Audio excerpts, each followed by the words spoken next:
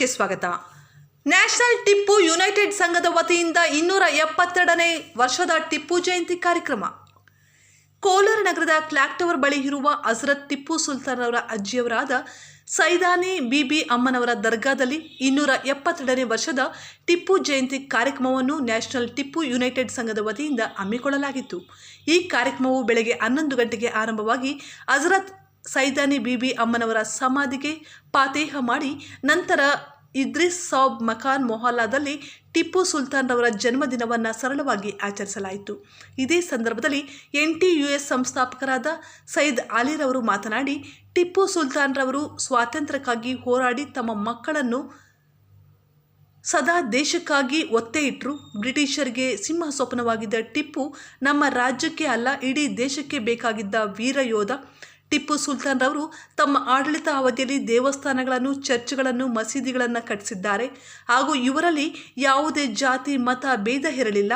ಬ್ರಿಟಿಷರ ವಿರುದ್ಧ ಹೋರಾಡಿ ಸ್ವಾತಂತ್ರ್ಯಕ್ಕಾಗಿ ತಮ್ಮ ಪ್ರಾಣವನ್ನೇ ತ್ಯಾಗ ಮಾಡಿದ ಮಹಾನ್ ವ್ಯಕ್ತಿ. ಇವರ ಆದರ್ಶಗಳನ್ನು ಮುಂದಿನ ಪೀಳಿಗೆ ಪಾಲನೆ ಮಾಡಬೇಕು ಎಂದು ಕಿವಿಮಾತು ಹೇಳಿದರು. ನಗರಸಭಾ ಮಾಜಿ ಸದಸ್ಯರಾದ ಸಾದಿಕ್, ಹಾಲಿ ಸದಸ್ಯರಾದ ಮೊಹಮ್ಮದ್ ಅವರು ಟಿಪ್ಪುವಿನ ಚರಿತ್ರೆಯ ಬಗ್ಗೆ ಮಾತನಾಡಿದರು.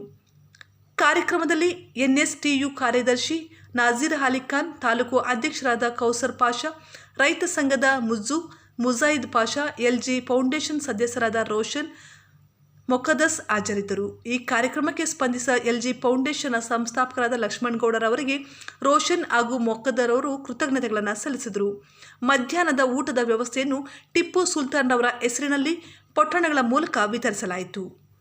ಕ್ಯಾಮ್ರಾಮನ್ ನವೀದ್ ಪಾಷಾ ಜೊತೆ S Lakshmipathi, E9 news Karnataka.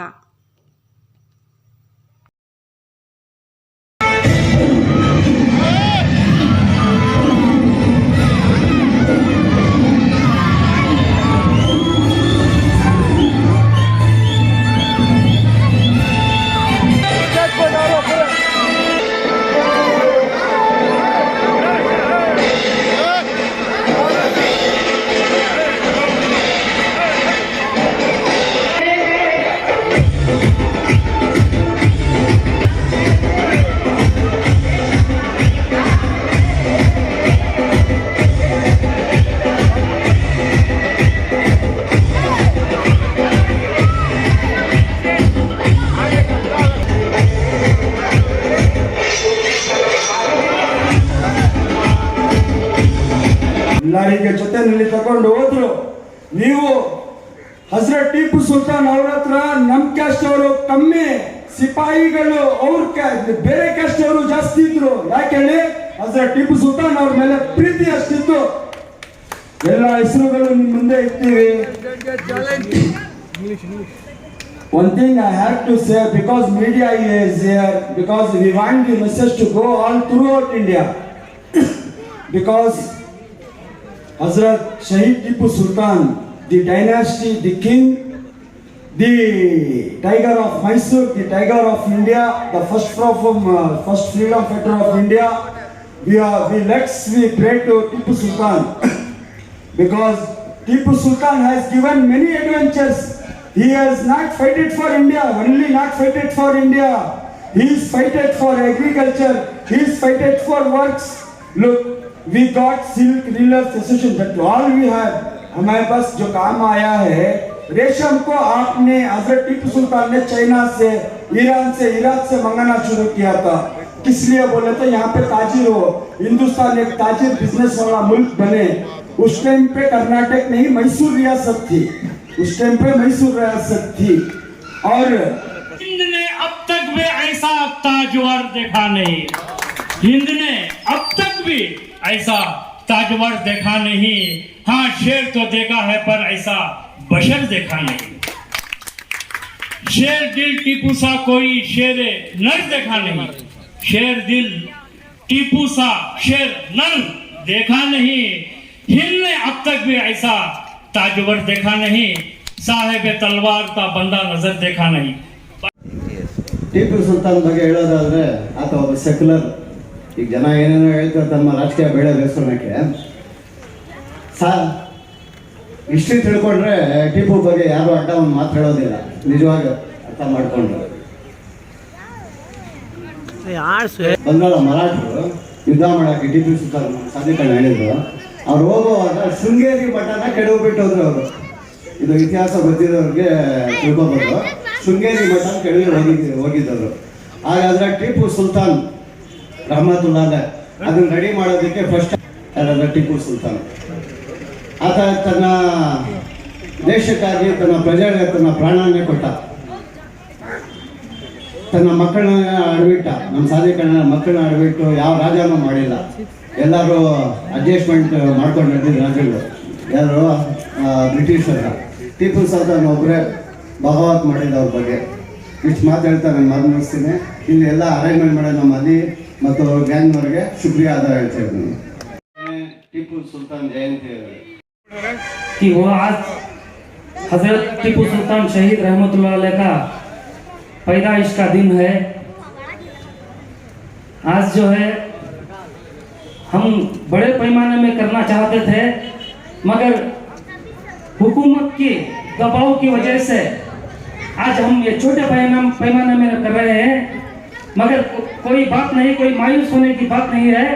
इंशाअल्लाह ये जो ऐसी शख्सियत है, इनकी कारगुजारी जो है हम बोलते बोलते थक जाएंगे, इनकी कारगुजारी नहीं सरेंगे। देखिए, हर इंसान को अल्लाह ताला जो है जिंदगी देकर दुनिया में भेजता है।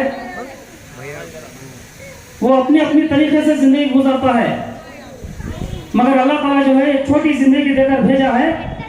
मौत देकर अपने बंदे को बुला लेता है, बुलाकर जो है आखिरत में बड़ी जिंदगी देने का वादा कर भेजा है अल्लाह ताला ने। मगर हमारे हजरत टीपू सुल्तान शहीद रहमतुल्लाह अलैह को एक ऐसी जिंदगी मिली थी, दीगर की 100 साल जिंदगी से शेर की एक जिंदगी बेहतर है। ऐसी जिंदगी गुजार कर गए हैं, ऐसी जिंदगी ये कौम को, ये उम्मत को दिखा कर गए हैं। हम ऐसी जिंदगी गुजार कर जा रहे हैं। मगर आज इनका पैदाइश दिन है। मैं और मेरे अहबाब, मेरे बुजुर्ग और मेरे भाई, अल्लाह ताला उन्होंने जन्नती हैं, उसके ऊपर क्या भी शक नहीं है।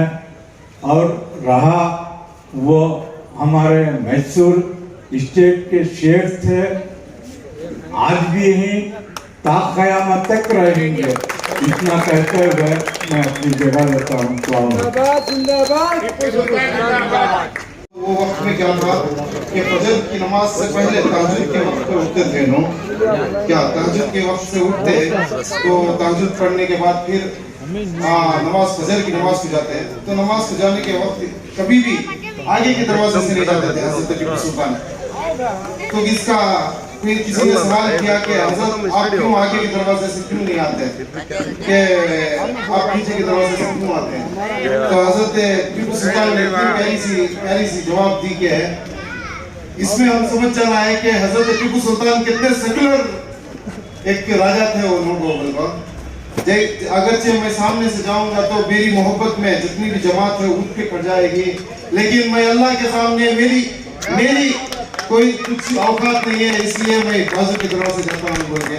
ये हमारे हज़रत टीपू सुल्तान की सीरत है। मेरे प्यारे नबी करीम सल्लल्लाहु अलैहि वसल्लम की सीरत को पकड़ के हज़रत टीपू सुल्तान ने अपनी जिंदगी गुजारी है। अगरचे गद्दारी ना होती तो बेशक वो इतने साल जीते कि हर एक बच्चे के वास्ते वो अपनी जिंदगी का हर ये छोड़ के जाते हैं। लेकिन मैं बहुत ज़्यादा बोलना नहीं चाहता। इंशाअल्लाह सबसे गुजारिश है कि जो ये मोहब्बत हमारे दिल में पैदा हुई है, ता क़यामत तक इस मोहब्बत को हम इसी तरह से पैदा अपने दिलों में जिंदा रखें, इसी तरह से बनाते रहें।